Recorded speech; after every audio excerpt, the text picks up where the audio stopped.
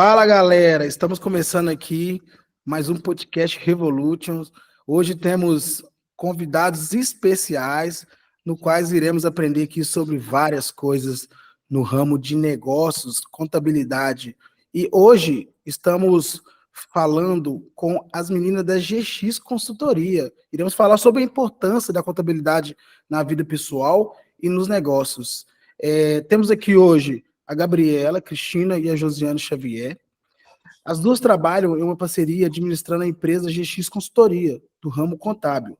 A Gabriela é contadora, bacharel em ciências contábeis e tem especialização em controladoria e finanças corporativas. Temos também a Josiana, que é administradora, bacharel em administração e tem especialização em controladoria financeira e estratégica. Ou seja, a GX Consultoria é uma empresa do ramo contábil. Então, meninas, antes de chamar vocês, eu gostaria de chamar o meu amigo Eliel. Fala aí, Eliel. Fala, galera. Boa noite. Sempre bom estar aqui com vocês. É um prazer a gente poder estar junto aí para falar de coisa boa, trocar experiência. O nosso objetivo é esse. O podcast Revolútil vem com a ideia aí de trocar experiências e revolucionar a mentalidade. Então, hoje a gente vai falar aí de um assunto que muita gente não gosta, mas é importante saber para levar para o dia a dia, para a gente ter sucesso na nossa vida aí financeira. A gente precisa falar de pagar contas, a gente precisa falar de deixar as contas em dias. É isso aí, galera. Exatamente. Hoje temos aqui convidados em dose dupla. Assim, só para não perder a ideia, pessoal, eu vou chamar primeiro aqui a Gabriela. A Gabriela poderia apresentar aí um pouco sobre a vida dela, sobre a trajetória, os seus estudos e profissão. Depois a gente apresenta a Josiane. Fala aí, Gabriela. Boa noite, pessoal, tudo bem? É um prazer enorme estar aqui com vocês, ser convidadas aí do podcast que está em constante evolução. Bom, eu sou contadora de formação, como o Jefferson apresentou, contadora pela PUC Minas, com ênfase em controladoria financeira, e também tenho uma formação técnica em segurança do trabalho, pelo Senai. Na minha atuação ali nas áreas administrativa, financeira e contábil, eu passei por vários cargos aí durante a minha trajetória, desde cargos de assistente, analista, contadora da GX Consultoria, e atuei nos ramos de engenharia ambiental, engenharia de manutenção e transformadores elétricos, também atuei no terceiro setor, na assistência social, startup de tecnologia, que trabalha com RP, que é justamente um sistema que unifica as informações de uma empresa, contabilidade de mineração, além de experiência com pequenas e médias empresas aí junto com a GX Consultoria. Sensacional, hein? Temos também aqui a Josiana, sabemos do currículo diverso, né, Gabriela? Muito bom, suas experiências, sua trajetória. Ao longo do podcast iremos enfatizar melhor e vocês vão saber um pouco mais sobre a Gabriela. Fala aí, Josiana, fala com a gente. Olá, pessoal, boa noite. É um prazer estar aqui com vocês nesse podcast. Então, eu sou formada em administração pela PUC Minas e pós-graduada em controladoria financeira e estratégica também pela PUC Minas. Nesses últimos 10 anos, eu atuei em áreas administrativas e especificamente em áreas financeiras. Então, eu atuei no mercado da indústria, eu atuei na área da saúde e atualmente eu ainda atuo em uma multinacional na área de OTC. Então, a minha experiência é bem voltada aí para a área administrativa e para a área financeira.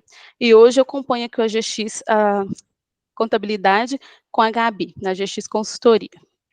Muito legal, Josiana. Pessoal, vocês estão vendo aí, né, o currículo, ele é imenso.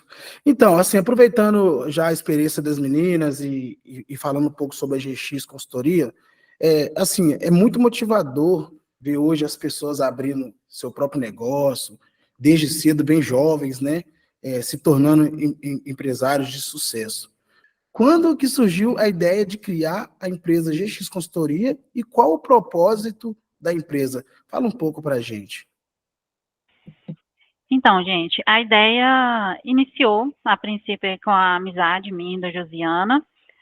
Nós estudávamos no mesmo polo universitário, na PUC, então a gente percebeu que nós tínhamos duas forças que se complementavam. Então, ela tinha uma boa experiência aí na área administrativa, estava estudando administração, e eu estava ali galgando alguns cargos na área administrativa e financeira também, e atuando, estudando contabilidade. Então, o primeiro ponto foi esse, né, a proximidade entre nós duas. Posteriormente, nós percebemos que o pequeno e médio empresário, ele tem ali uma fragilidade perante a esses assuntos contábeis, administrativo, financeiro. Então, a gente percebeu que aquela experiência que a gente teve dentro do mercado privado, dentro de vários processos internos de uma grande empresa, que a gente poderia implementar e ajudar os pequenos empresários. Então, o nosso propósito é ajudar essas pequenas empresas a pensarem como grande e se comportar como grande. Então, o objetivo da GX Consultoria hoje é fornecer soluções que possam fazer com que esse empresário tenha sucesso.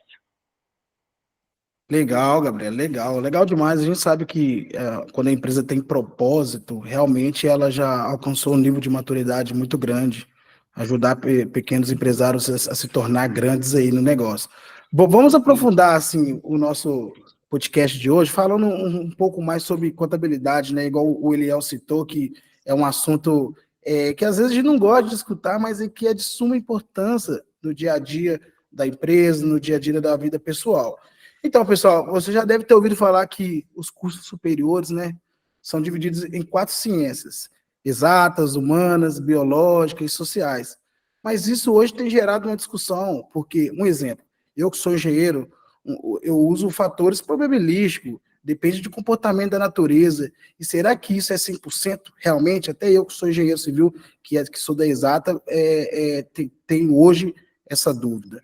Uma grande dúvida surge nessas análises, né? Então, a contabilidade, perguntando para a Gabriela aqui, só para ter uma sequência, né, pessoal? A Gabriela, a contabilidade é uma ciência exata, Gabriela? Você arrisca dizer isso? Na verdade, muitos acham que a contabilidade é uma ciência exata pelo envolvimento com os números. Entretanto, a contabilidade ela é uma ciência social, gente. Pela surpresa de muita gente, é uma ciência social porque ela estuda o patrimônio das pessoas, da empresa, e o patrimônio ele envolve a atuação ali da empresa no meio social. Então, os números vai ser uma ferramenta, um instrumento para chegar no resultado e nos estudos do comportamento daquela pessoa ou o comportamento daquele negócio. Por isso, é uma ciência social. Tinha dúvida sobre isso, tá? Eu acho que eu erraria essa pergunta na prova. Exatamente, essa pergunta aí também eu erraria, Eliel, tenho certeza disso. Mas é muito legal essa ciência exata. Eu até comentei, né, Eliel, até fazendo um bate-papo aqui, a engenharia que a gente exerce hoje é exata, Eliel? O que você acha? Você acha que é exata? Você acha que é 100%? A engenharia, ela é uma ciência exata. Por que ela é uma ciência exata? Porque é o que você começou a explicar. Ela usa assim, os fenômenos da natureza como base para seus cálculos. Ela usa muito a física como base, as leis já existentes da física e da natureza como base dos seus cálculos, e por isso ela se torna exata. Então, sempre que você tiver aquela condição, você vai ter um resultado conhecido. Exatamente. Bacana. Gente, é o seguinte, aproveitando aí o gancho, a gente percebe que a Gabriela e a Josi, elas têm ali uma formação um pouco diferente, mas que no final coincide, né? Justamente tem a mesma relação. Percebemos que vocês, então, têm formações diferentes. Qual a relação entre administração e contabilidade? E essa pergunta eu vou fazer para você, Josi. Fala um pouco para a gente, qual a relação entre administração e contabilidade? Então, a administração, ela deve andar do lado ali da contabilidade. Por quê? Para você fazer a contabilidade ali de uma empresa de forma eficiente, de forma eficaz, você precisa desse apoio da administração, do setor administrativo daquela empresa, para poder pegar as informações e consolidar lá no contábil, entendeu? Então, assim, quando você fala que a administração e a contabilidade, elas são diferentes sim, mas elas são correlatas uma com a outra. Elas andam ali em sintonia, é uma precisando da outra. Porque para você ter ali, aquela contabilidade certinha, com todos os seus dados, reais, você precisa desse apoio da administração. Principalmente daquela parte ali administrativo financeiro, onde tem um lançamento financeiro que a parte financeira faz, mas a contabilidade precisa ali entender disso, então elas estão uma complementando a outra, sempre andando juntas ali para ter um resultado melhor para o seu cliente. Muito bom, muito bom. Então, eu não posso ter uma contabilidade e não ter uma administração, é isso? Exatamente, porque a contabilidade, principalmente se ela for terceirizada, né, você não está ali dentro do seu cliente no dia a dia, você precisa dessas informações. E quem vai ter essa informação? Quem está ali na rotina, diariamente, é alguma pessoa que está ali trabalhando no setor administrativo. E isso ajuda também, porque, como eu sou da administração e a Gabriela é mais da contabilidade, a gente consegue dar um suporte até maior para o nosso cliente. A gente consegue auxiliar ele ali, explicando que ele precisa ter uma pessoa para fazer essa parte administrativa, caso ele não consiga fazer. Ou até mesmo a gente consegue dar também uma consultoria ali para ele, explicando, ó, você precisa desse processo, para poder as informações virem mais consolidadas para o setor contábil, no caso. Só complementando, pessoal, o que é interessante hoje é ver a proximidade da contabilidade até mesmo com áreas técnicas, que é como vocês da engenharia. Hoje a gente tem a contabilidade de custos, que contabiliza e tende a gerar informações gerenciais. Então, por exemplo, se o Eliel, que é um engenheiro mecânico, está à frente de uma construção de um ativo imobilizado, o contador precisa estar próximo dele, porque o Eliel, perante ali o responsável daquela composição daquele patrimônio, ele vai ser um gerador de informação para o contador. Então, ele vai me falar o que está compondo aqui o equipamento X ou o equipamento Y. Qual que vai ser o meu custo de manutenção? Qual que vai ser aquela periodicidade, né? Para que eu possa depreciar, talvez, ou até mesmo fazer a composição dos custos de manutenção, de peças pesadas. Então, é bem relativa essa questão de áreas complementares. Então, a contabilidade está muito aproximada disso, e até mesmo os gestores. Hoje em dia, ele conhece um pouco ali da estrutura, até mesmo do plano de contas, por exemplo. De repente, a gente tem ali um centro de custo de manutenção, um centro de custo de civil, eu tenho um centro de custo de marketing também. E quais que são esses centros de custo? O marketing, ele é um endomarketing, que é voltado ali para as campanhas internas, ou de publicidade, voltado a trazer mais recursos financeiros para dentro da empresa. Então, a gente separa isso em o quê? Contas contábeis. Então, se eu sou um diretor, eu vou olhar para aquela conta contábil da publicidade e vou imaginar assim. Então, eu tenho uma pessoa que é responsável pelo meu marketing, a Raquel, por exemplo. Raquel, quanto que eu estou gastando com publicidades externas? Raquel, quanto que eu estou gastando com campanhas de endomarketing para o meu setor interno, que são os meus funcionários? Eliel, quanto que você está gastando nessa construção desse equipamento novo? Jefferson, como que está a questão dos custos com a obra, de um novo investimento, de uma nova planta? Então, assim, a contabilidade está muito mais presente do que talvez a gente imagina. Hoje realmente é necessário dentro das corporações ter essa visão, separar, dividir as coisas em forma de bloco para conseguir enxergar e gerenciar tudo. Então, aí entra a contabilidade. Um outro ponto, eu particularmente tenho, assim, preciso e conto com a consultoria e a assessoria diretamente em todos os meus assuntos voltados à contabilidade. Eu sou a pessoa que posso falar isso. Mas por que uma pessoa, Gabriela, a gente já está falando aqui, por que uma pessoa física que não tem uma empresa, ela deve preocupar com assuntos de contabilidade? O que pode dar ruim para essa pessoa? Em qual momento ela pode, assim, perceber que ela falhou por não ter esse conhecimento ou ter tido essa assessoria? Então, a contabilidade para pessoa física, ela é uma consequência ali da vida adulta, né? Por quê?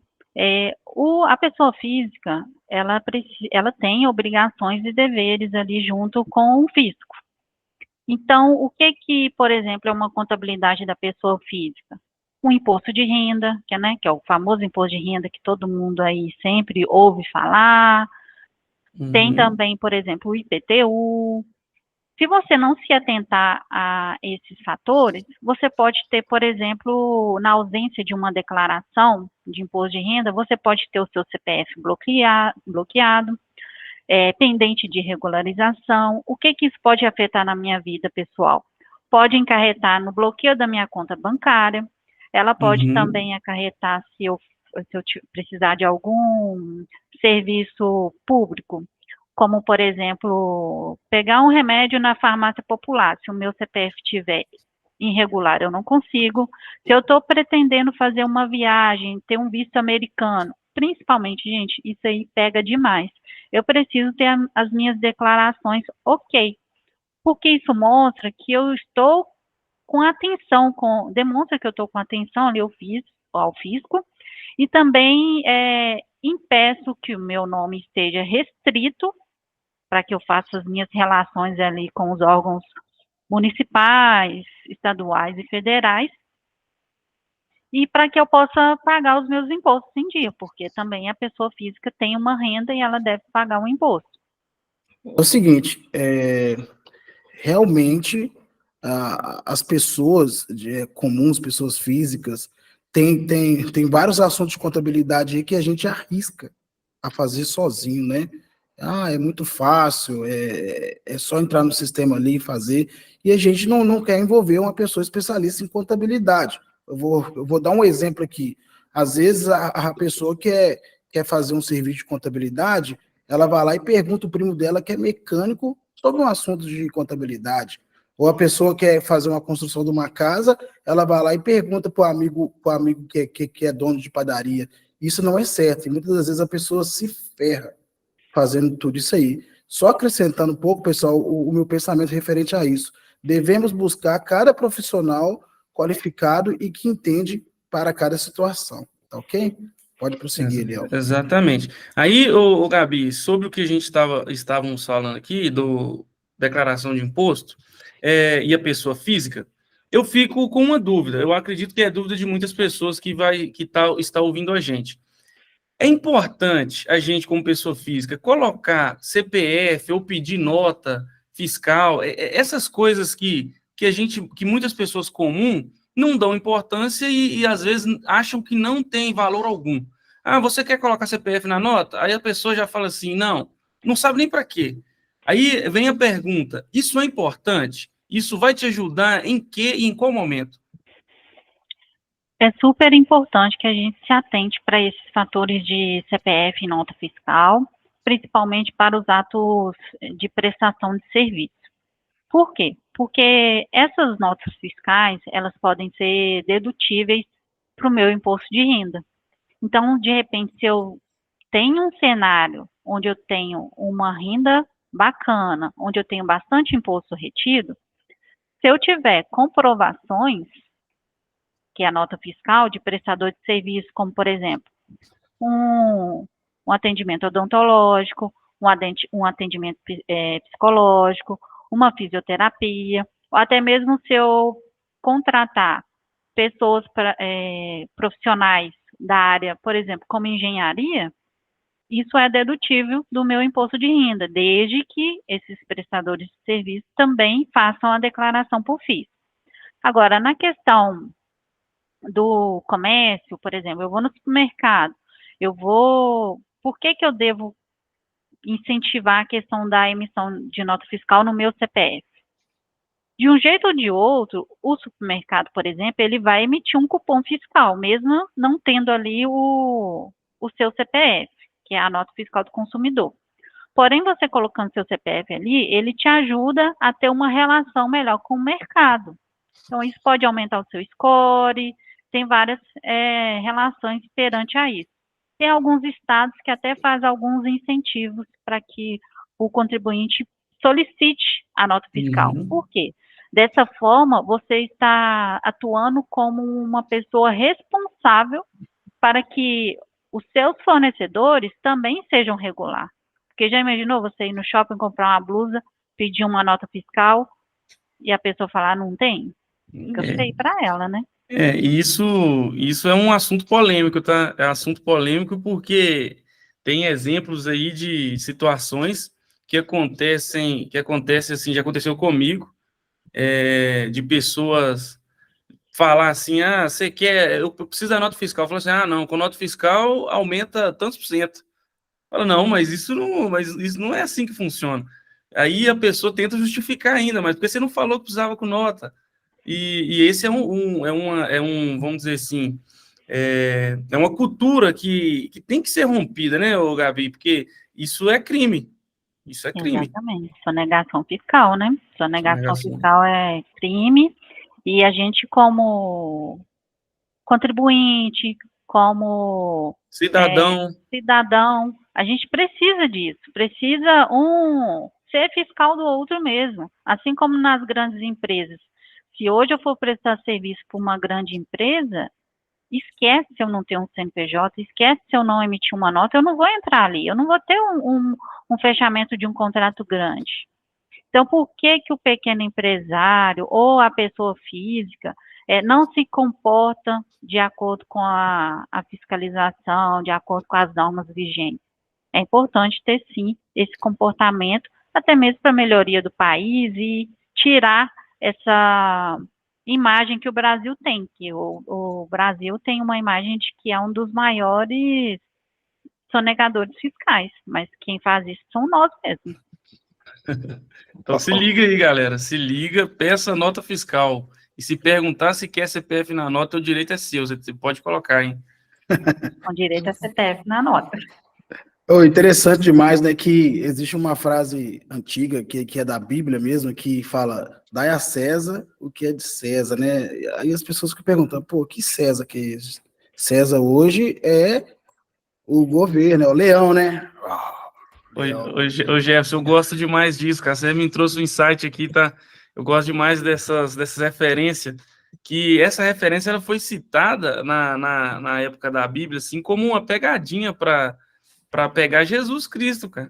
O pessoal, os fariseus chegou para Jesus e falou assim, mas seus discípulos não pagam imposto, não? Eles é acima da lei, não precisa pagar, não? Só porque ele segue o Cristo, que é dono do ouro da prata e tal, começou a questionar, aí Jesus falou assim, não, tem que pagar. Meu pai é rico, mas dai a César o que é de César. O que é do governo é do governo. O que é meu é meu. E falou com Pedro na época para ir ao mar, pescar o primeiro peixe, tirar a moeda e pagar ali o tributo. Eu gosto demais disso. Arremete para o dia de hoje. Exatamente. Então, pessoal, só para acrescentar um pouco mais aqui, a gente iniciou a jornada aí de declaração de imposto de renda, né? Um assunto aí que todo mundo fica animado. Por quê? As pessoas, o contribuinte, que deve informar os rendimentos tributáveis, né? E também os não tributáveis, que foram recebidos durante o ano. E assim, me parece que o leão esse ano está mais avarento, né? Está querendo tirar o dinheiro das pessoas, mais faminto. Essa é a sensação que eu tenho, porque a gente começa a ter um valor de dinheiro e automaticamente a gente não recebe mais aquele valor que a gente recebia, né? Que era sempre positivo. E essa expressão aí está correta ou é uma impressão minha, Josiane? Essa questão de que o leão está mais faminto esse ano aí. Fala com a gente. Então, essa expressão aí, ela não está correta. Por quê? O que acontece? Na verdade, as regras, elas ficaram até mais benéficas para o contribuinte, entendeu? Porém, o governo, o que acontece? Hoje as empresas, elas estão muito tecnológicas, né? Estão automatizando seus processos E a Receita Federal, o governo, também está automatizando seus processos. Então, ela tem investido muito nisso. Inclusive, nesse último ano, ela fez uma contratação de 468 candidatos para auditor fiscal e 229 para, aprovados para analista tributário, para poder fazer esse cruzamento de informação. Então, com aquele GovBR lá também, que, né, muita gente não quer nem passar a senha lá para o contador, por causa da questão de proteção de dados, ele consegue ali consolidar todas as informações.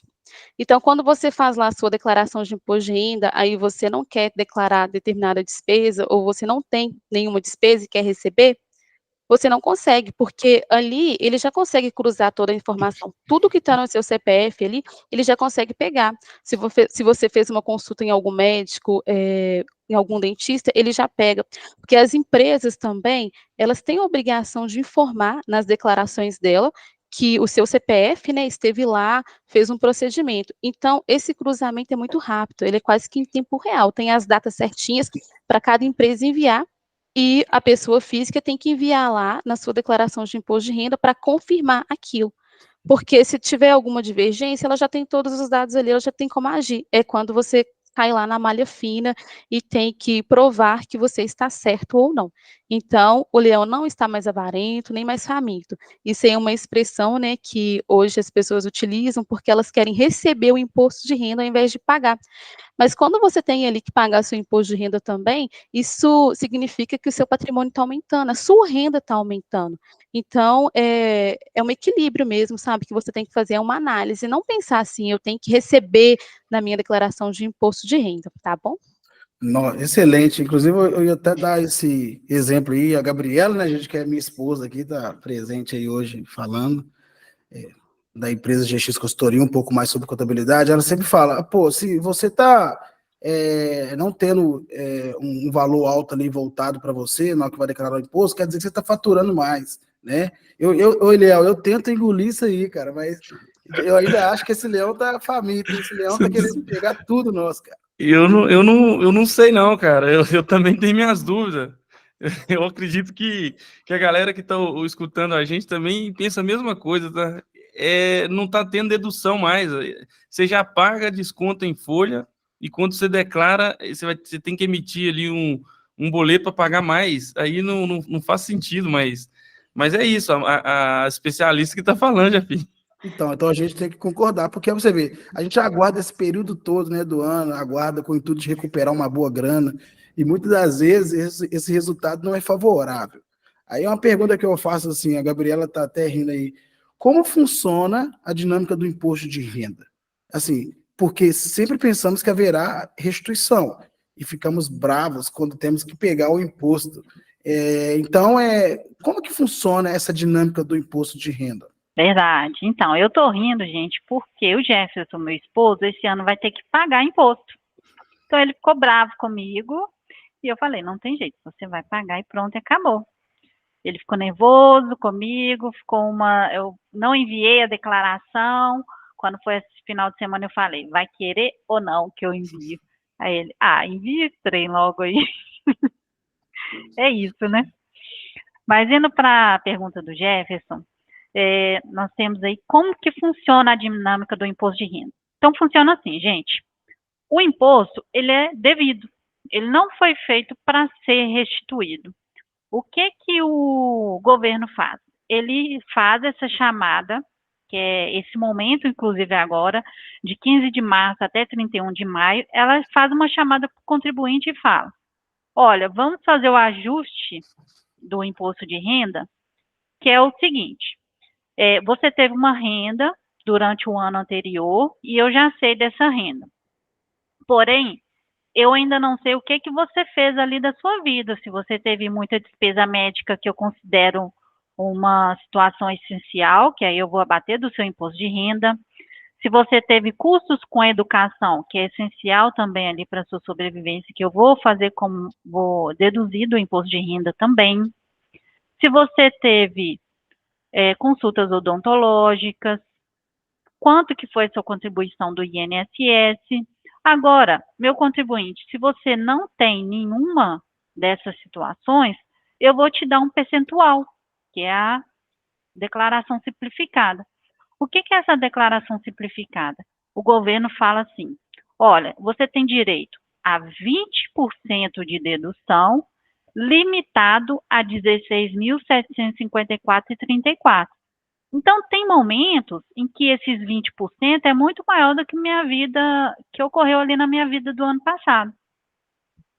Aí tem gente que fala, nossa, mas eu não vou receber nenhuma restituição? Mas pensa comigo, você queria ter ido muito ao médico no ano passado? Não é possível, né? Se está com a saúde em dia, tá ok. Então, você vai criar situações para gastar, para depois receber restituição? Não faz sentido. Então, é tudo uma avaliação. Então, nesse sentido, o governo faz a opção simplificada, se você não teve nenhuma situação ali, ele te dá esse percentual de dedução, ou se você teve uma vida ali mais agitada, vamos dizer assim, eu tenho vários dependentes, eu tenho não sei quantos filhos, eu tenho uma esposa que depende de mim, eu tenho um pai que mora aqui comigo, um avô, uma mãe, então tem várias situações em que eu posso deduzir. Então, é a partir dessa avaliação, por isso que aí a contabilidade é uma ciência social, vou olhar para aquele cenário daquele contribuinte e vou fazer a declaração do imposto de renda. E aí entra o outro fator que foi as perguntas anteriores. Faz sentido eu pegar uma nota fiscal? Vai fazer todo sentido, porque às vezes a gente não se atenta àquilo. Aí eu vou lembrar, sim, o ano passado eu fiz uma limpeza odontológica, eu tive alguns exames, e isso tudo é abatido do imposto de renda. Por isso a importância de sempre estar atento a esses fatores que ocorreram durante o ano. Então, é engraçado que eu tenho alguns amigos que até perguntam assim, a sua esposa faz simulação para mim poder saber quanto que eu vou receber? Eu acredito sim, simulação é algo legal, é bom que a pessoa saiba, mas muitos perguntam com o intuito de agariar valores maiores, né, e procurando outros contadores. Por que tem contadores que conseguem restituir valores maiores e outros não conseguem? Esses contadores agem de forma fraudulentas ou é algum erro técnico mesmo de outros contadores? E o que isso, eu, por exemplo, eu enganando o leão, o que pode acontecer comigo futuramente? O que pode acontecer comigo? Então, gente, a declaração, você tem que guardar os documentos durante 5 anos. Então, durante esse período de 5 anos, mesmo que você tenha recebido restituição, você ainda pode ser notificado pela Receita Federal se um fiscal ali analisar a sua declaração. Então, qual que é a diferença desses contadores, né? Existem profissionais e profissionais. Tem contadores, gente, que simulam despesas, eles simplesmente simulam. Tem até mercados de contadores que atendem, por exemplo, um segmento de profissionais, porque sabe que aquele contador atende tal profissionais que tem uma renda bacana e que tem um alto imposto a restituir. Só que isso não é legal, tanto para a profissão do contador quanto para o contribuinte. E também o que acontece? Hoje em dia, com a tecnologia apresentada até mesmo pela Josiana, a Receita Federal vai até no IP de quem enviou a declaração. Então, a gente já teve notícias de contadores que foram presos. Por quê? A Receita Federal percebeu que um determinado contador enviava muitas declarações e todas essas declarações tinham um alto índice de recuperação, de restituição. Então, assim, a gente tem um dos princípios da contabilidade é a ética. Então, é muito importante a gente ter ética, a gente vai usar a ferramenta da indagação para lembrar o cliente, se eu conheço ele, eu vou falar, mas eu vi ali que você tem um novo filho, me manda o CPF dele. Opa, mais uma dedução. Tem certeza que você não teve nenhuma consulta médica? Eu percebi que você trocou de carro. Vamos trocar aqui o patrimônio, vamos aumentar o seu patrimônio. É importante a gente fazer as indagações para chegar no resultado final, porque o maior fornecedor das informações é o contribuinte, né? também não tem como a gente adivinhar. Então, a gente vai fazer o cruzamento de informação, daquilo que o governo captou, daquilo que o meu cliente está me afirmando que ocorreu, e ele tem que, além de afirmar, ele tem que comprovar. Então, ele tem que enviar a documentação para que tudo fique guardado. Se um dia a Receita vir cobrar a gente tem toda essa documentação. Inclusive, a gente já teve casos de atender contribuinte que, ficou feliz, teve restituição, teve mais de R$2.000 de restituição. Felizão, né? Deve ter feito churrasco, pagou, gastou o dinheiro todo. Passou 2 anos, ele recebeu a notificação. Percebemos que o imposto restituído foi indevido. Se você não comprovar, vai ter que pagar com juros e correção monetária. Então, teve que devolver a parte que foi restituída. Tem uma outra dúvida aqui relacionada a imposto de renda. Foi até uma dúvida lançada aí pela nossa caixa de perguntas no Instagram, que ela é assim. Quando o governo ele deduz, tem as deduções lá, com base assim, se você pagou escola particular, você foi ao médico, uma consulta particular, é porque o governo ele está entendendo que ele falhou com você de forma social, em você não poder usar o recurso público? Seria isso? É uma dúvida de um dos nossos ouvintes. Então, na verdade, o imposto de renda, ele foi instituído desde 1922 aqui no Brasil. Então, sempre teve ali uma avaliação do meio social mesmo. Então, se ele tem ali uma despesa com médico, com instrução, isso tudo já está em legislação, já tem todas as regras, né? Entendi. Se quem instituiu a lei pensou sobre isso, pode ser que sim, pode ser que não, pode ser que Entendi. ela está entendendo ali, o contribuinte, ele está investindo em estudo, teve um alto índice de despesas médicas, tem muita gente relacionada com ele ali no meio social dele, que é a casa dele, que aquela renda está tendo que alimentar várias pessoas que são os dependentes. Então, tem que fazer essa análise, né?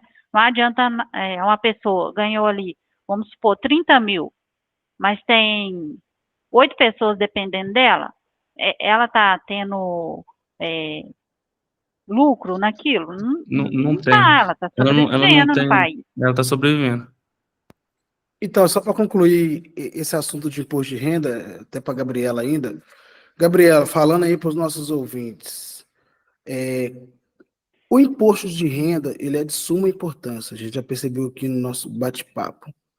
Quais os procedimentos que o cidadão deve tomar e quais a sequência que ele tem que tomar para poder fazer uma declaração correta? Quem ele deve procurar? Assim, de forma bem rápida, assim, para os nossos contribuintes ouvir, nossos ouvintes ouvir aí.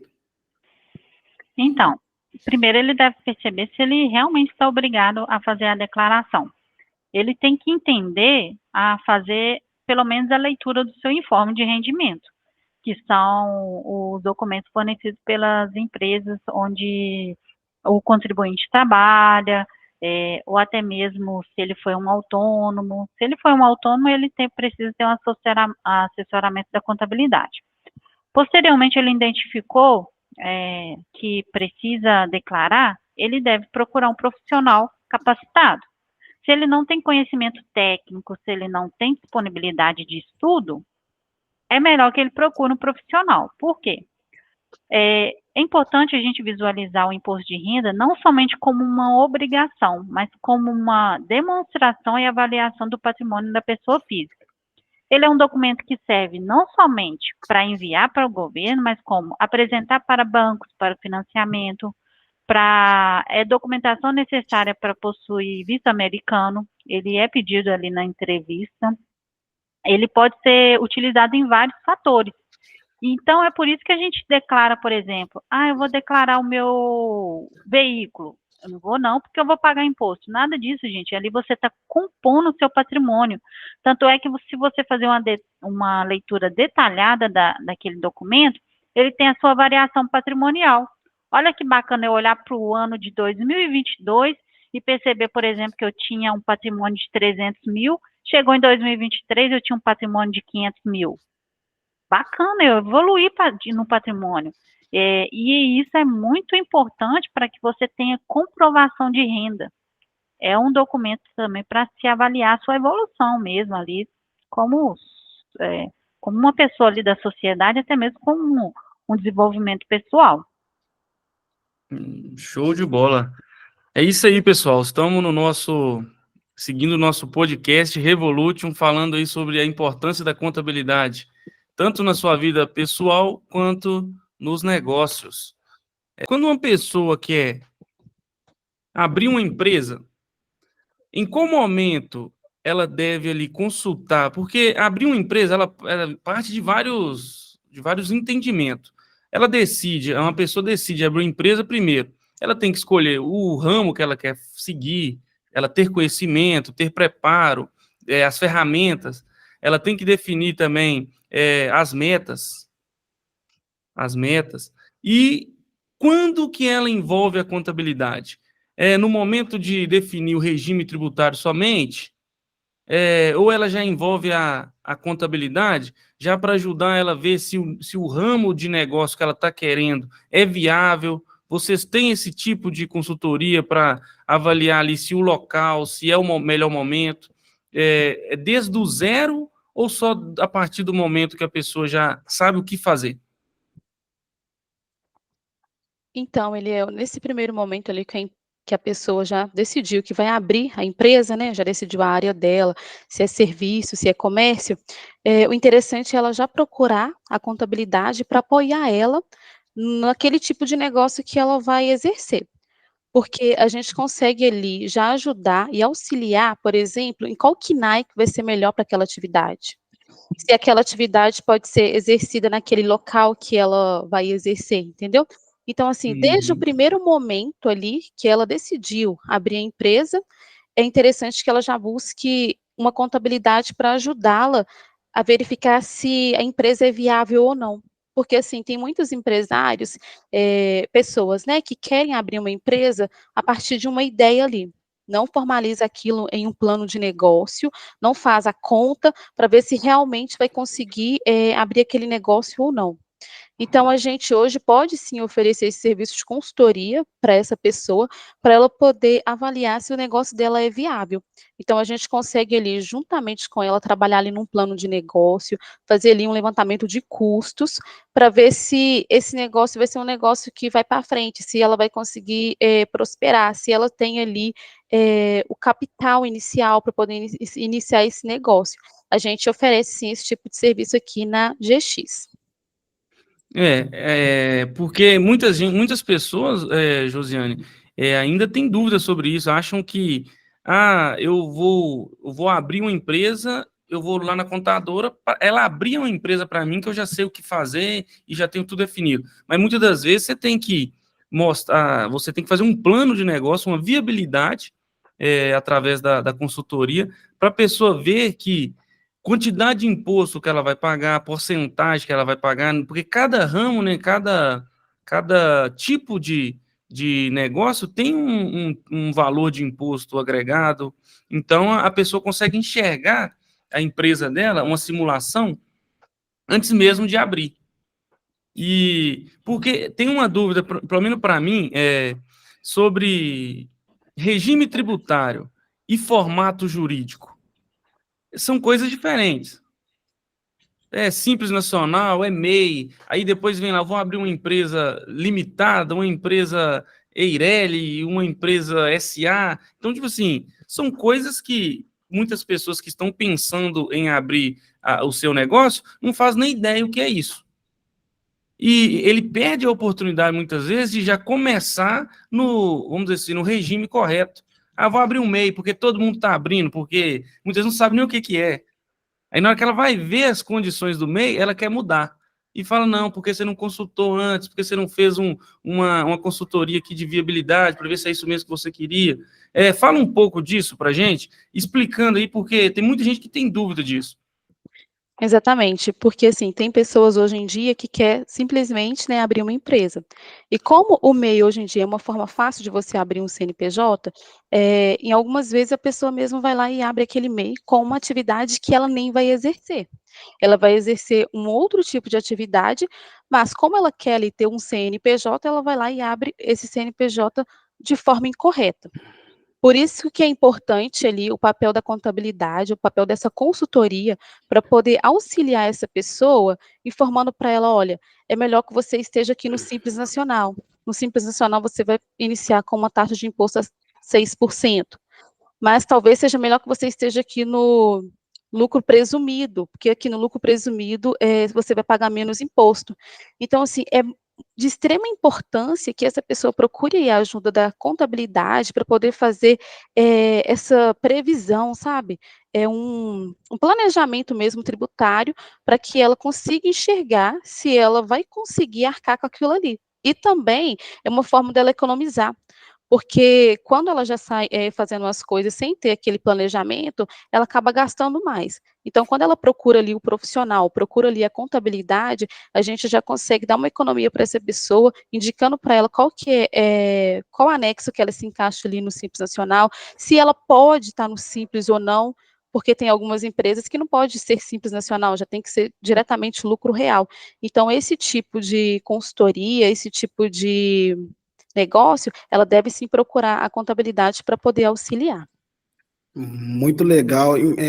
Essa ideia de estruturar e formalizar a empresa, a gente fica com muitas dúvidas, né?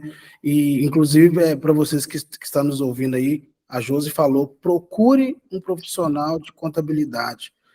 Explica para ele o seu negócio, como que funciona, e ele vai falar qual o KNAI correto que você deve seguir, e assim você vai conseguir ter um negócio de sucesso. Porque, pessoal, a Gabriela, ela pode até me recordar aqui, em 2015 ou 2016, eu tive uma empresa, tive ali 20 funcionários, tudo estava ocorrendo bem, porém, eu estava sofrendo um déficit ali na contabilidade, por falta de conhecimento meu mesmo, por falta de conhecimento. Ou seja, eu procurei o contador e o contador ainda assim não conseguiu fazer a função dele. Eu até aconselho todos vocês que desejam ser empresários, são empresários, façam um mini curso ou procure entender sobre contabilidade para que você também possa corrigir o profissional de contabilidade. Não somente no ramo de contabilidade, em outros setores também, tá, pessoal? A gente está falando de contabilidade porque é o que a gente está falando. Mas assim, a Gabriela pode me recordar, eu tomei um prejuízo enorme, e esse prejuízo, se eu não me engano, vai fazer falta até hoje, esse prejuízo. Era para descontar um determinado valor, e o contador descontava um valor maior, por falta de conhecimento dele mesmo. Fala um pouco aí, Gabriela, esse exemplo. Então, nesse exemplo que o Jefferson deu, que ele foi prejudicado por uma ação errônea de um contador, na época eu era estudante de ciências contábeis, mas atuava muito próximo ali de notas fiscais e principalmente do cenário de construção civil. Então, eu praticamente fazia parte ali do compliance de notas, identificar se a retenção estava correta ou não, então eu estava acostumada a visualizar que empresas da construção civil que tem a lotação ali de uma mão de obra, que era o que justamente o Jefferson fazia, o INSS tinha surgido o incentivo do governo, que foi em 2014, que o percentual era 3,5% para essas empresas, ao invés de 11%. Olha a diferença. 11% para 3,5%. Então, eu fiz essa chamada de atenção, né? Dei uma olhada lá na nota dele e falei assim, olha, tem um incentivo do governo, que é 3,5%, porque você gasta muito com mão de obra, então você já tem um alto custo de INSS na sua folha. E foi aí que ele foi indagar o contador dele, mas quando foi identificado, ele já tinha emitido várias notas. Olha para você ver, imagina só, uma nota ali de, por exemplo, 150 mil, era para descontar 3,5% e desconta 11%. Imagina isso hoje no salário de um profissional, você saber que estava sendo descontado erroneamente, e além de tudo, não tem volta não.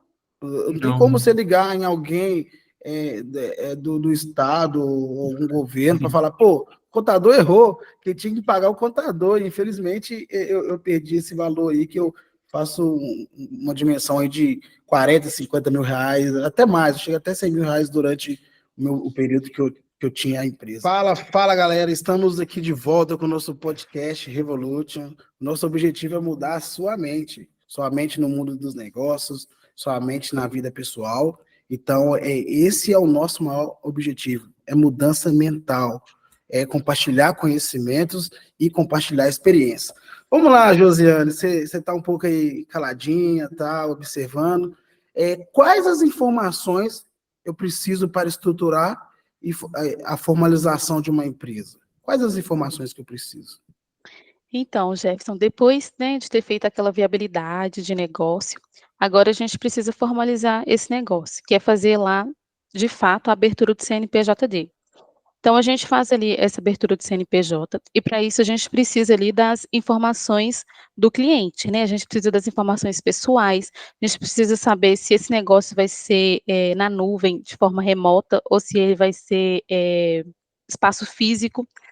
E, além disso, a gente precisa saber o valor do capital social, se esse capital social vai ser em moeda corrente ou se ele vai ser investido em maquinário, se vai ser um sócio só ou mais de um sócio, quanto cada sócio vai ter de participação ali nesse negócio. Então, essas informações são as informações iniciais ali que a gente precisa para formalizar esse negócio. Depois que a gente já tiver todas essas informações, conseguiu ali abrir o CNPJ, a gente precisa também auxiliar esse cliente em outras áreas. Por exemplo, dependendo do tipo de negócio, ele precisa de uma licença ambiental, ele precisa ali de uma VCB, ele pode precisar ali de uma alvará da vigilância sanitária.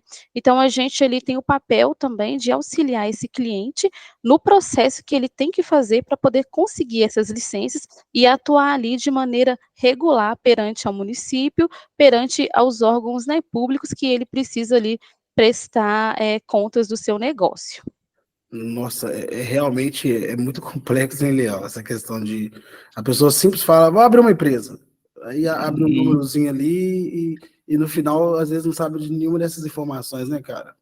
É muito complexo, cara. A vida do empreendedor, a gente está aqui para mostrar para as pessoas que é possível. Esse é o nosso objetivo, como podcast aqui a gente sempre fala, mostrar para as pessoas que é possível, que é o caminho, mas é preciso ter coragem e usar as ferramentas corretas, buscar apoio aí das pessoas certas, porque é um assunto complexo. Não adianta vir aquele velho ditado, faça você mesmo, que costuma não dar bom, não.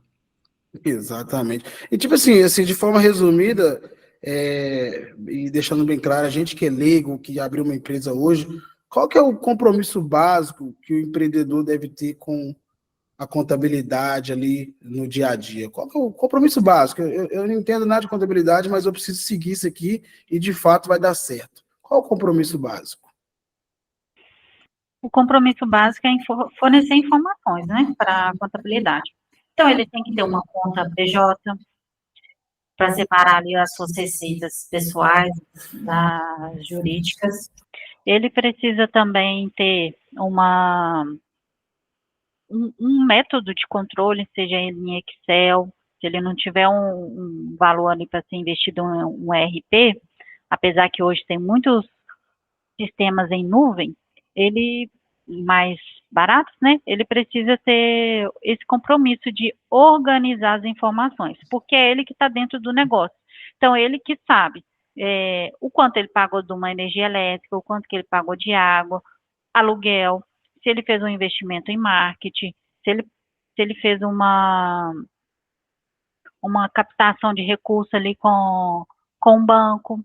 Então, todas essas informações, elas têm que ser enviadas mensalmente para o contador. Todas as suas vendas, emitir as notas fiscais, que é o principal, porque tem muita gente que fala, mas fulano não emite. Fulano é outra coisa. Você precisa emitir, que é a regra do governo é essa. Precisa emitir nota fiscal, porque é ela que valida a sua venda. Ela que formaliza ali a sua prestação de serviço.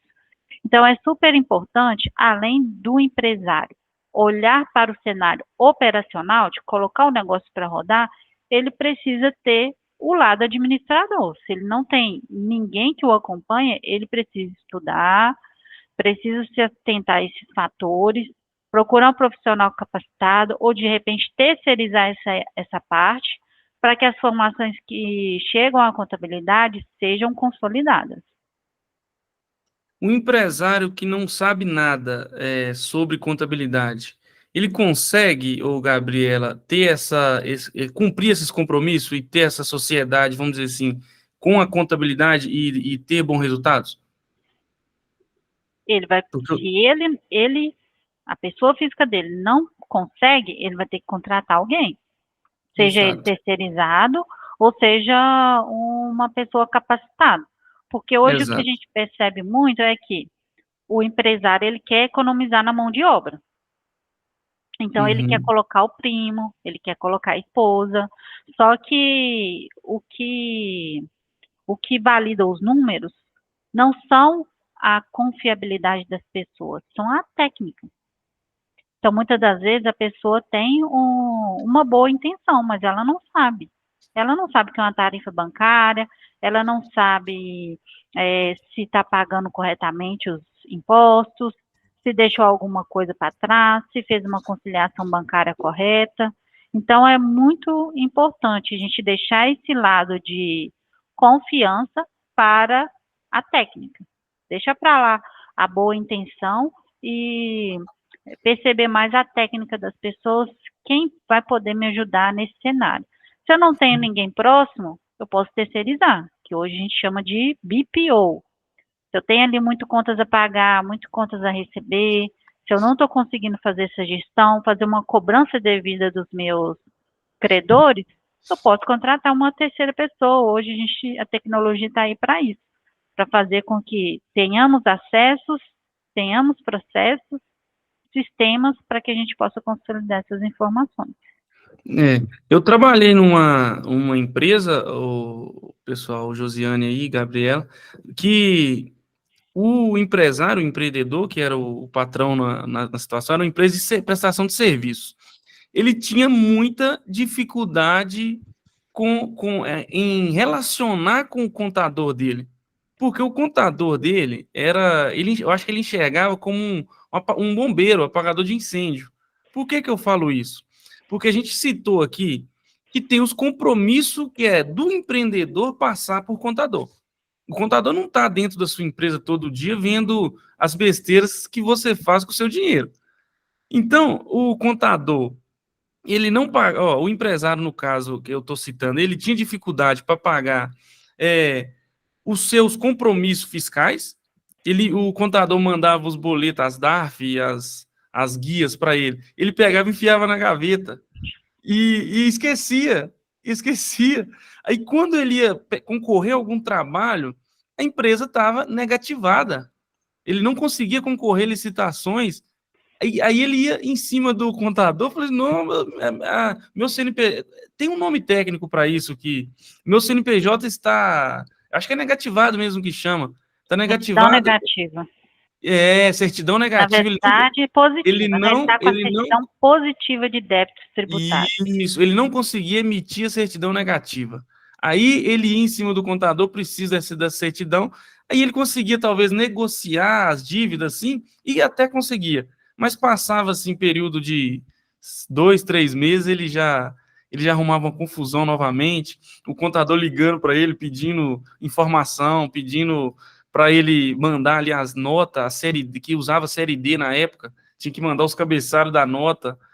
Ele tinha muita dificuldade. Por isso que eu perguntei a questão tem pessoas que têm dificuldade. Então, se a pessoa tem dificuldade em gerenciar isso, deve contratar, né? É o que você falou. Exatamente. E tem que contratar pessoas que entendem do processo. Não adianta contratar a sobrinha que nunca trabalhou numa empresa, por exemplo. Por quê?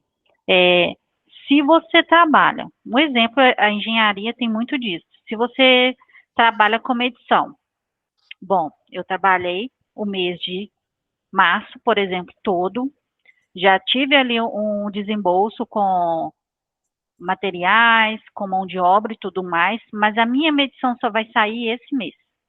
Ou seja, A minha medição vai sair em abril e a minha nota fiscal vai ser emitida em abril, mas o prazo de pagamento do meu cliente é 30 dias. Então, 30 dias após a emissão da nota, não é após o início da medição. Então, o que acontece? Você ficou um evento de 60 dias sem a entrada de recurso. Então, você precisa se planejar e você precisa se organizar. É humanamente impossível ser um gestor de uma boa empresa e ser o operacional dela, porque você tem muitas obrigações, qualquer boleto que você esquece de pagar, ou até mesmo você até paga, mas se deu algum problema no banco, ou o dinheiro voltou, você tem que fazer a conciliação bancária. Eu sempre brinco que conciliação bancária, gente, extrato bancário é igual escovar dente. Você chega no serviço, é a primeira coisa que você tem que fazer. Não é isso que você faz quando acorda? Eu vou acordar, vou escovar o dente. Então, eu vou chegar na empresa, vou olhar para o meu extrato bancário, vou fazer a conciliação bancária. Só que a maioria não faz. Mas por que eu sei que eu preciso fazer e a Josiana sabe? Porque a gente trabalhou em grandes empresas e é assim que acontece lá. A gente vai sentar na cadeira, vai abrir o banco e vai fazer a conciliação. O que é a conciliação? Saiu lá no meu extrato uma tarifa bancária, um pagamento de energia, um pagamento de aluguel, um pagamento de um prestador de serviço. Tive realmente? Tem essa nota fiscal? Ah, mas e esse boleto aqui ficou para trás? Esqueci. Então, se eu não paguei ontem, eu tenho que pagar hoje. Mas se eu esqueci, vai ter juros. Então, o meu esquecimento gera prejuízo financeiro. Então, eu preciso ter essas maldades processuais para gerir o meu negócio. Se eu não tenho, eu tenho que contratar. Aí sim, por isso que eu sempre afirmo isso com propriedade, não só porque eu estou na área, mas é porque eu vivenciei muito isso.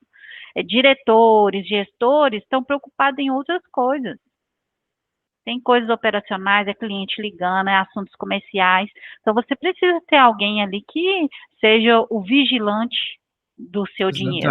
Porque você empreendeu para ter dinheiro, aí você vai deixar a coisa mais importante, que é o lucro, de lado. Não tem como. Empresas foram feitas para dar lucro, então tem que ser bem gerenciada.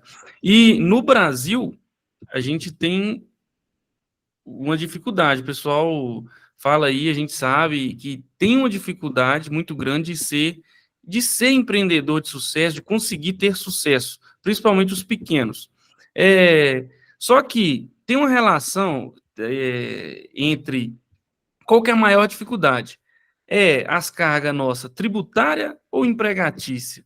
O empregado muitas vezes tem que tomar decisão. Eu só nego imposto para o governo, eu deixo de pagar alguns benefícios, ele fica meio que na corda bamba para os meus empregados ali, o INSS, eu deixo de depositar o FGTS esse mês e deposito mês que vem. Qual que é a maior dificuldade dos pequenos empreendedores no Brasil? Então, Eliel, essa pergunta sua é uma pergunta bem interessante, só que assim, antes de responder essa questão do tributo, eu vou te falar que a maior dificuldade, assim, dos pequenos empreendedores no Brasil hoje é fazer aquela separação ali da sua pessoa física, da sua pessoa jurídica, definir ali o que é o seu faturamento, o que é o seu lucro. Porque o pequeno empreendedor, ele tem essa dificuldade. Normalmente, né, acontecem em boa parte das empresas, eles recebem ali todo o valor da empresa e mistura ali com a sua pessoa jurídica, não faz essa separação. Agora, voltando para essa parte aí, o que ele vai pagar primeiro? O tributo ali do pessoal ou o tributo ali do seu faturamento, por exemplo? Dentro de uma empresa ali, ele já tem que ter lá o seu planejamento, né, o seu planejamento ali, que é o seu faturamento, do quanto que ele precisa ali em cada mês para poder pagar ali o seu funcionário. Ele já tem que ter essa programação, ele tem que ter essa provisão. Então, ele tem que ter uma organização para poder enxergar lá que daqui 2 meses ele vai ter um gasto ali com o 13º, ele vai ter um gasto ali com o FGTS, sobre esse 13º. Mas, quando você tem que ali saber o que vai pagar primeiro você tem que pagar ali os seus impostos da folha, do seu pessoal, porque pode gerar ali processos trabalhistas e isso a empresa vai ter mais gastos ainda do que a multa propriamente dita, do que se ela deixar, por exemplo, ali um tributo sobre o seu faturamento para pagar um pouquinho depois. Mas ele precisa ter mesmo essa organização, ele precisa ter essas provisões de impostos ali. Ele tem que ter esse planejamento para ele saber que no mês de dezembro ele vai precisar de ter um valor maior ali para pagar determinados impostos. Então, é o planejamento mesmo que ele precisa ter. A verdade, ele precisa cumprir as duas missões, né? A verdade Sim. é essa. Só que sem abrir mão de nenhuma. Só que no Brasil, Exatamente. muitas das vezes, isso entra em negociação. Ora, chegou dezembro, eu tenho que pagar o 13º, aí alguém saiu, eu tenho que pagar a multa dos 40%, FGTS, então esse imposto aqui, deixa que eu pago ano que vem. E as pessoas muitas vezes por falta de gestão, entram num loop sem fim que, se não tomar cuidado, depois fica muito difícil de sair, né, ô Josiane? Sim, exatamente. Ele precisa estar ali, avaliando o seu negócio constantemente para ver se aquilo está sendo lucrativo ou não. Porque hoje a gente tem muitas empresas que elas faturam muito, só que quando, né, faz a apuração ali, o lucro é baixíssimo. Então, ela tem que ter o olhar para esse lucro, ela tem que ter o olhar assim, o quanto que eu estou trabalhando, o quanto eu estou lucrando, entendeu? Porque na maioria das vezes vê ali a entrada de dinheiro e está achando que está lucrando, mas não está. Então, ela precisa ter essa organização, ela precisa ter esse olhar aí para faturamento, para lucro, e se ela está atendendo ali também a legislação, né, que é os pagamentos dos impostos, dos tributos, que é devido. Agora, é engraçado, né, pessoal? Às vezes o empresário, ele faz a composição de custo dele ali e o valor tá bem claro para poder se enquadrar em tudo isso aí, pagar um funcionário, pagar os tributos. Mas quando você vai no cliente, o cliente quer dar um jeitinho, né, de fazer um pouco mais barato, aperta o cliente ali. Por isso que muitas das vezes os empresários recorrem a tudo isso aí.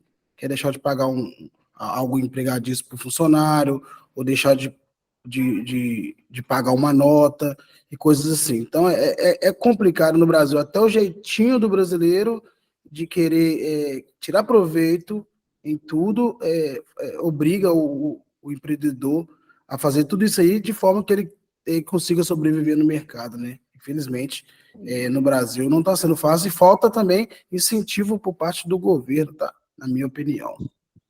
Eu discordo, viu, Jefferson? Vou ter que discordar com você. Por quê? O que eu percebo muito é que hoje tem muita informação aí de graça na internet, gente. E o que acontece? Às vezes a gente, já aconteceu, né, Josiana? A gente faz uma proposta detalhada, a gente faz um horizonte. Quanto que você tem que reservar se caso você for demitir o seu funcionário, você tem que reservar X%, você tem que fazer uma poupança de reserva para qualquer momento você ter recurso para pagar esse funcionário. Você já tem na proposta comercial de um contador qual que vai ser os custos de imposto. Então, na verdade, não é o empresário que paga o imposto, porque o imposto é a composição do custo. O Jefferson mesmo falou sobre esse assunto. Se ela faz parte da composição do custo, por que você está pegando o valor do imposto e está gastando com outras coisas? O que eu quis dizer aí é a relação, quando eu vou dar o preço, beleza, eu chego no meu cliente e falo assim, ó, meu trabalho é R$400, e pronto, que você colocou tudo isso aí, igual você citou, colocou os gastos, colocou lucro, só que o cliente fala assim, tá caro. Aí chega um outro concorrente e vai lá e prostitui o mercado e fala assim, não, R$400 eu não faço, não, eu faço para você por 200. Se você falou que é 400, é porque você fez toda a composição seguindo o caminho correto. Só que chega algum outro empresário diferente e fala assim, eu faço por 200. Aí obriga você a diminuir mais para você não sair do mercado. Ou você não pega esse cliente, aí depende de você. É nesse sentido que eu quis dizer. A relação do preço com o cliente. Às vezes o cliente exige isso aí. Mas é importante a gente ter a maturidade empreendedora. Se tem uma pessoa que está fazendo mais barato, é porque ele não está fazendo a composição de custo correta ou talvez não forneça a qualidade que você fornece. Então, assim, é melhor perder um cliente, gente, que vai te dar prejuízo,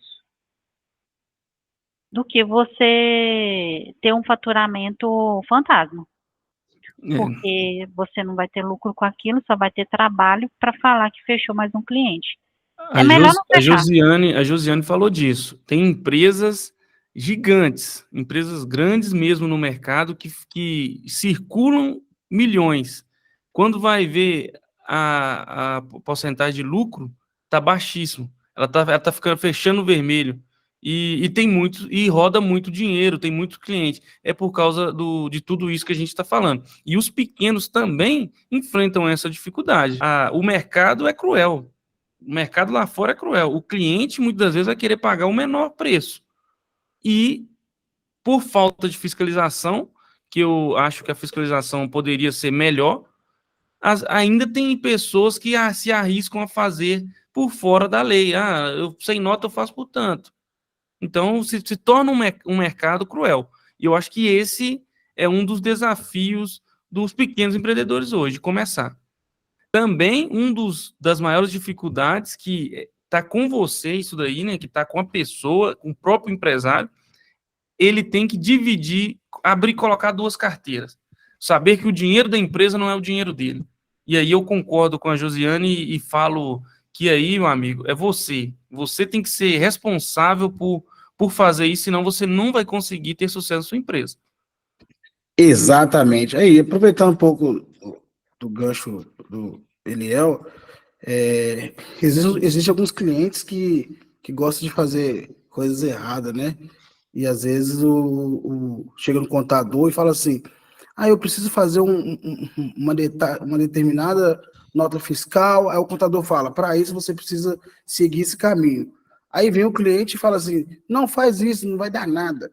O famoso não vai dar nada. Então, esse famoso não vai dar nada, perguntando para a Gabriela, ou para a Josi, Gabriela, como que vocês agem nessa situação? Quando o cliente fala assim, não dá nada, faz dessa forma. Então, a gente atua muito com a percepção de caráter, vamos dizer assim, do cliente. Quando ele ainda não é da nossa cartela de cliente, se a gente já identifica essa má intenção, a gente já descarta cliente, não é o perfil de cliente que a gente quer. Tá? A gente quer perfil de clientes que trabalham correto e que vai fornecer informações fidedignas para a contabilidade. Agora, se ele já está na nossa cartela e começou a mostrar gracinha, a gente orienta corretamente, né? E depois formaliza por e-mail, que a decisão é dele, a gente orientou a parte correta e tira a nossa responsabilidade, porque o nosso dever de informar que ele está errado, a gente fez. Mas como a empresa dele, ele faz o que ele quiser, vamos dizer assim, então a gente tem que se proteger. E, de repente, até, vamos dizer assim, descartar esse cliente. Existe esse mecanismo no mercado contábil. Tem vezes que o cliente está dando tanto problema que é melhor descartar ele. A gente que manda o cliente embora. Muito legal. Então, vocês que mandam o cliente embora, tá vendo, Eliel? Eu tô falando. E muitas pessoas querendo cliente, cara. Muitas pessoas mas ela cliente. tá, Jefferson, mas ela tá certa. A GX ela tá certa. Isso prova ética, isso mostra que é uma empresa séria e é o que a gente sempre fala. Talvez ela vai ter ali um ou dois clientes que vão perder, mas a empresa vai vingar porque está no caminho certo. E quem começa errado não vai longe. Pegando um pouco esse gancho aí de quem começa errado, né? A gente que vai começar um negócio, a gente tem dúvidas, muitas dúvidas, de qual KNAI é da nossa empresa, como se enquadrar. E existe aí o microempreendedor individual, né? Em quais situações eu posso ser um microempreendedor individual? Em qual situação? Dê alguns exemplos aí para a gente, ô Josiane. Vamos puxar um pouco a Josiane aí. Vamos lá. Então, o MEI, né, que ele é o microempreendedor individual, ele tem algumas regras que em algumas vezes, né, as pessoas não seguem, vão lá e querem abrir um MEI só para ter um CNPJ. Mas para ser um MEI, ele precisa ter um faturamento anual de 81 mil, ou proporcional, né, nos meses trabalhados, né, se ele abrir essa empresa ali no meio do ano, tem que ser o valor proporcional. Ele não pode ser sócio de uma outra empresa, mesmo que ele vai abrir o MEI ali, né, para ele não pode ser sócio de outra empresa, não. O microempreendedor, ele só pode ser microempreendedor. Ele não pode ser administrador ou titular de uma outra empresa. E o MEI também, ele pode ter no máximo um funcionário contratado. Ele não pode ter mais que um não, somente um funcionário. E as atividades, né, que estão ali descritas ali na regra do MEI, é em torno de mais ou menos 450 atividades registradas. Vou dar um exemplo aqui para você, como eletricista, um encanador, motoboy, pedreiro, pintor, vendedor e entre outras. Então, lá tem uma lista gigante de atividades. Só que essas atividades que estão registradas ali no MEI, permitindo ali que essa pessoa consiga abrir ali o seu CNPJ, elas não podem, não são atividades que têm um nível intelectual alto, ou seja, não são atividades que ensino superior. Por exemplo, um contador, por exemplo, não pode ser MEI, um engenheiro não pode ser MEI. Então, toda atividade ali que tem, o intelectual por trás, você precisa fazer um curso superior, ela não pode se encaixar no MEI, tá bom? Entendi. E assim, existe uma dúvida que interessa as pessoas que estão nos ouvindo aí. É o seguinte, hoje em dia, às vezes o salário da gente não é suficiente para viver, muitas das vezes, e a gente tem que ter um plano B, o plano B. Se hoje eu trabalho como CLT e desejo abrir uma empresa, no momento que eu for desligado da minha empresa CLT, eu tenho o direito de pegar o fundo de garantia, eu tenho o direito de pegar o seguro-desemprego, assim, até fugindo um pouco, que veio na minha mente um dia, me fizeram essa pergunta, eu não sabia. Se eu sou um empresário hoje, tenho o meu CNPJ, eu posso pegar o seguro-desemprego? Então, se você é uma empresa, trabalha ali, né, no seu CLT e você foi desligado ali da sua empresa e tem um CNPJ, você vai conseguir sim receber suas verbas rescisórias normalmente, como o FGTS e o que é devido ali do seu tempo de trabalho que a empresa te deve. Mas com relação ao seguro-desemprego, esse você não vai conseguir receber, só se o seu CNPJ, por exemplo, não tiver nenhum faturamento, porque o seguro-desemprego, ele é exatamente para te amparar ali naquele momento que você não vai ter nenhuma renda. Como você tem um CNPJ aberto ali e está trabalhando nele, você tem uma renda, então você não vai ter direito ao seguro-desemprego. Tá vendo, Léo? Tá vendo? E essa ação de não ter nenhuma renda precisa ser comprovada, né? Isso Sim, costuma dar trabalho ainda, porque não entra de imediato na ação do seguro. Você vai ter que ir lá e comprovar para você conseguir o benefício. exatamente. E hoje, como o sistema, né, da Receita é tudo interligado, está bem automatizado, automaticamente eles conseguem identificar ali que você tem um CNPJ que está vinculado ali ao seu CPF. Então, provavelmente, e você emitindo as notas ali todo mês, informando que você tem faturamento, você não vai conseguir receber esse benefício. Ô, José, agora, assim, fala assim para quem está nos ouvindo hoje de forma reduzida. Essa pessoa hoje, ela abriu um MEI, ela é um microempreendedor individual. De acordo com as suas experiências, como essa pessoa deve se comportar para ser um empresário de sucesso? Se é aquela pessoa que vai ter lucros altos, como essa pessoa deve se comportar de acordo com a sua experiência e voltada, é lógico, para a contabilidade? Então, o microempreendedor individual é ali uma pequena empresa, só que ele tem que começar ali no seu primeiro momento com um pensamento grande, com um pensamento de crescimento. Então, ele já precisa ali organizar, separar a sua pessoa física da jurídica, já abrir ali a sua conta jurídica para poder fazer a separação, já receber do seu cliente ali na pessoa jurídica tudo certinho, porque se ele começar de forma organizada ali no seu pequeno negócio, se ele fazer essa separação, ele já vai estar se preparando para crescer lá na frente. Top. Então, o sistema organizacional no início, ele é de suma importância, no início e durante o processo, né? Ele é de suma importância para um meio de sucesso, né? É importante, ô Jefferson, o que você falou, quando a mentalidade das pessoas que, para ter sucesso como MEI, porque a Josiana, ela disse aí que é 80 mil, né, anual a renda do MEI, limitada a isso. E tem muitas pessoas, e quando você pega 80 mil por 12 meses, vai dar uma renda mensal em torno de 6,5 a 7. Menos que 7 mil, né? Então, 750 mensal é o limite. pois é. Aí muitas pessoas, vou virar empresário, vou ganhar muito dinheiro. A pessoa, às vezes, já tem uma mentalidade grande e talvez tenha até uma estrutura para isso e ainda acha que é MEI. Cara, você não é MEI, não. Essa ideia sua é muito maior, é quase uma startup.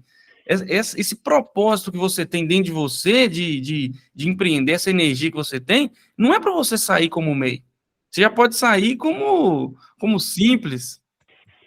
Você está entendendo? Exatamente. Então, é importante a gente colocar isso aqui para as pessoas, talvez, ter essa mudança de mentalidade, porque vira uma moda de, eu vou abrir um MEI. Mas, cara, o MEI, você só pode ter até 80 mil por ano. Então, se você tem um negócio estruturado, que você entende que vai te render mais que isso, pare e pense se já não vale a pena sair, já começar grande, né? Beleza, eu sou o MEI. Aí do nada meu negócio tem sucesso ali durante o ano e eu faturo 300 mil, não 80 mil. Automaticamente eu já vou me enquadrar em outro tipo de sistema, ou eu tenho que pagar. Como você, GX Consultoria, faz esse trabalho caso aconteça uma situação dessa? Então, por exemplo, ali, se a gente já estiver acompanhando esse cliente ali, ele é nosso cliente, a gente está acompanhando ali mês a mês com seu faturamento, nossa obrigação vai ser de comunicar a ele: olha, seu faturamento está aumentando, não dá mais para você continuar no mês, você precisa fazer a alteração. Aí essa alteração, ela é feita no início do ano, em janeiro. Então, lá em janeiro, a gente já pode fazer essa alteração desse cliente para lucro, para o Simples Nacional, lucro real ou presumido, né? Dependendo da análise que a gente fizer ali. Se a gente estiver acompanhando esse cliente e auxiliando ele também, né? Porque talvez a gente pode montar um plano para ele e falar assim: olha, esse mês você tem que faturar um pouco menos, né, para poder não ultrapassar ali o limite, para a gente poder trabalhar nesse planejamento. Mas se é um cliente que ele faturou e não nos comunicou, ou é um cliente que vem de fora, ele vai ser desenquadrado automaticamente ali do MEI e nós vamos ter que enquadrar ele ali ou no Simples, ou no lucro real ou lucro presumido, e vamos ter que fazer o pagamento dos impostos daquele período ali, porque ele não se enquadra mais dentro do microempreendedor individual. A Receita automaticamente já desenquadra ele. Interessante. Hoje eu vejo a contabilidade como o coração do negócio. Hoje eu vejo, porque é ela que vai impulsionar, que tá mandando energia para tal lugar ou para outro local, porque se a contabilidade falhar, seu coração para. E seu coração parando é a falta de dinheiro, acabou tudo. Então, hoje, eu considero a contabilidade como o coração da empresa. Essa visão eu aprendi sofrendo, que eu já contei para vocês atrás aí, que eu tomei ferrada, perdi meu dinheiro por causa de um contador que não me deu suporte da forma que era correta. Pessoal, eu acho que é isso aí. É importante o que o Gerson diz, porque a contabilidade é o que vai te dar a tranquilidade para você trabalhar no seu business, para você tocar o seu negócio, porque essa especialidade não é sua. Então, se você abriu ali, eu vou vender cachorro-quente, eu sei fazer o melhor cachorro-quente da cidade, mas você tem dificuldade de saber qual imposto pagar, qual o valor da nota, isso não é com você, mas cachorro-quente é com você. Então, você paga a contabilidade e toca o seu negócio, trazendo dinheiro para dentro do seu negócio e apresentando isso para a contabilidade falar: ó, você está sendo classificado dentro desse, com essa quantidade de cachorro-quente que você vende, você pode ser MEI, a partir daqui você não pode. Então, é isso. Ser empreendedor é isso. É saber que sozinho você não consegue e você precisa das pessoas certas. Então, Gabriela, relacionado à turma aí do investimento, que é um ramo de negócio agora que está tendo muito sucesso, porque quando a pessoa coloca o dinheiro ali naquelas empresas que estão tendo dificuldade financeira, uma das formas de formalizar isso é se tornando sócio. E tem pessoas que têm dúvida de quantas empresas que elas podem ser sócio e se existe percentual ou não, se existe, sim, eu posso ser sócio de MEI, eu posso ser sócio de Simples, e qual que como que a pessoa formaliza isso e quantas empresas elas podem ser sócio? Então, ela, se não for do Simples Nacional, ela pode ser sócia investidora de quantos CNPJs ela quiser. Agora, o importante é que essa pessoa tenha um cuidado, não somente para compor a estrutura ali da sociedade dentro do corpo do CNPJ, mas como também tem um aparelho de advogado. Por quê? Ele tem que ter um contrato jurídico de sociedade à parte, que tem as regras detalhadas. Pelo fato do seguinte, vamos supor que eu acredito muito numa ideia que o Eliel tem de engenharia mecânica. Então, ele tem a parte executora. Porém, lá no contrato da junta comercial, eu não consigo colocar, por exemplo, que 50% vai ser de mão de obra e 50% vai ser de capital investido. A gente não consegue fazer isso. Então, praticamente, vamos supor que o Jefferson investiu 50 mil nessa ideia sua. Aí ele vai dividir por 2. E se passou 3 meses você desiste? Não quero mais, cansei. Não vou mais executar a atividade, sendo que você era o executor, você que tinha uma ideia. Você vai sair com 50% dos 50 mil que ele investiu? Então, por isso que tem que ter um contrato à parte com todos os detalhes dessa sociedade. Porque aquele contrato da junta comercial, ele não vai ter todos esses detalhes. Você tem que ter uma assessoria jurídica em relação a isso. Agora, se for empresas do Simples Nacional, ele não pode ser investidor de um MEI, porque o MEI não pode ter sócio. Então, já atendemos essa pergunta. Agora, de quantas empresas do Simples Nacional ele pode ser sócio? Quantas empresas ele quiser, desde que a soma do faturamento de todas as empresas não ultrapasse 4,8 milhões anuais. Entendi, perfeitamente. E é um dos ramos de negócio que está crescendo bastante. Sim, geralmente também esses investidores anjos, que popularmente são chamados, eles costumam eles têm um perfil mais agressivo, então, de repente, nem é tão empresas do Simples Nacional, já é empresas de outros regimes tributários. Agora, foi interessante você ter falado nesse assunto, porque uma das metodologias de estudo que o pequeno empresário pode ter são a assistir realities ou até programas de TV que façam envolvimento aí com esse assunto, como o Shark Tank, onde tem uma banca de investidores, né, que investe ali no seu negócio, e em vários fatores eles perguntam, seu negócio está formalizado? Você tem o controle? Emite a nota fiscal? Você tem toda a logística? Então, eles nunca entram em negócios duvidosos ou que sejam mal estruturados. Assim como também aquele de domingo de manhã, né? Acorda cedo um pouquinho e vê pequenas empresas, grandes negócios, gera bastantes insights para que você melhore o processo do seu negócio e se atente também às questões de regulamentação, para que você vai amadurecendo essa questão de procurar profissionais capacitados para que ajude a crescer o seu negócio. Exatamente. Muito bom, pessoal. Bom demais. Estamos chegando ao fim aí, né? De mais um episódio aí. Exatamente. A gente está chegando, pessoal, no finalmente. Eu gostaria de agradecer a Josi, a Gabriela, mas antes disso, temos a pergunta surpresa, Léo. Ô, Léo, eu gosto de fazer pergunta surpresa, mas eu tenho uma aqui. Você tem alguma, Léo, assim, surpresa, para que as meninas possam falar diretamente com quem está ouvindo? E eu gostaria de ouvir a Josiane e gostaria também de ouvir a Gabriela, as duas, cada uma dando sua opinião breve ali, o que ela tem a dizer para as pessoas que estão começando hoje. Tem alguma pergunta aí? Ou você quer que eu faça? Não, pode fazer, já. Segue aí. Então, vamos lá, então. Vou fazer uma perguntinha final aqui. É o seguinte. A gente até falou de praticamente tudo isso, mas só para resumir, para a gente fechar com chave de ouro, o que vocês da GX Consultoria diria para as pessoas que estão começando o seu negócio agora? O que fazer e o que não fazer para que o negócio não venha à ruína devido à falta de conhecimento em contabilidade?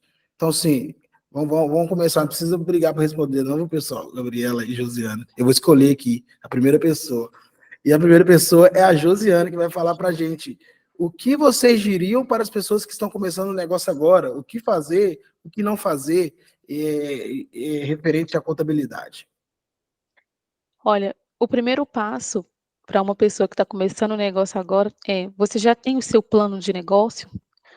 Você já sabe o que você vai fazer. Então agora procura a GX Consultoria para te ajudar a formalizar o seu negócio para que você possa ter lucros. Excelente. Já fazendo propaganda para a GX Consultoria aí, Eliel, para você ver, rapaz. E eu acho que é importante também falar, né, Josiane, que contabilidade, ela não precisa ser assim a da sua cidade, né? Ou não? Não, não. Não Hoje, precisa. a contabilidade a gente trabalha muito de forma remota, né. Por É, exemplo, a Gabriela está em João Molevade, eu estou aqui em Sarzeto, nós 2 trabalhamos, de forma remota também. Nós temos clientes que é de João Molevade, nós temos clientes que é daqui de Sarzeto. Nós já atendemos clientes, né, fazendo imposto de renda, que é de Nova Lima, que é de outra cidade. isso. Então, assim, hoje, como os processos são praticamente todos online, a gente consegue atender todo o Brasil. Muito bom. Exatamente. E aproveitando que a Gabriela vai falar um pouco para a gente, existem muitas pessoas que gostam de começar o negócio e depois de falar assim, depois eu abro um CNPJ, depois eu olho como é que eu faço. Eu acho que tudo isso aí se enquadra, né, no negócio e na ruína, né? Devido à falta de conhecimento e contabilidade. Fala um pouco para a gente, Gabriela, para a gente encerrar. Bacana. Então, o que eu diria para que um empresário que está começando agora, ou até mesmo uma pessoa que está no cenário autônomo, é que ele estude. O primeiro passo é estudar, é entender as características do seu negócio e, posteriormente, procurar uma contabilidade. Por quê? A contabilidade ela vai te dar informações seguras do que você deve fazer, quais são os processos que você deve fazer, como que você vai se formalizar, vai protocolar todas essas etapas nos entes federativos, seja eles de atuação municipal, estadual ou federal, e ainda vai te ajudar no assessoramento das opções tributárias. E, além do mais, vai abrir a sua visão. De repente, a gente faz uma macrovisão. Bom, você vai prestar um serviço de fisioterapia? Será que você também futuramente não vai querer fazer dar treinamentos para outros profissionais? Então, a gente já vai englobar um KNAI com as possibilidades de negócio que envolve ali aquele cenário. Então, pode economizar numa futura alteração contratual. Então, são vários fatores. Vocês têm que tratarem a contabilidade como um membro do seu negócio, né? A contabilidade hoje não é aquela coisa mais chata, uma coisa distante. O contador, ele tem que ser uma peça fundamental do seu negócio. Para que você não tenha surpresas tributárias, para que você não seja impedido de trabalhar numa grande empresa, para que você tenha documentos aplausíveis para participar de uma licitação, por exemplo. É muito importante ter essa macrovisão. Ainda pequeno, se comportar como um grande.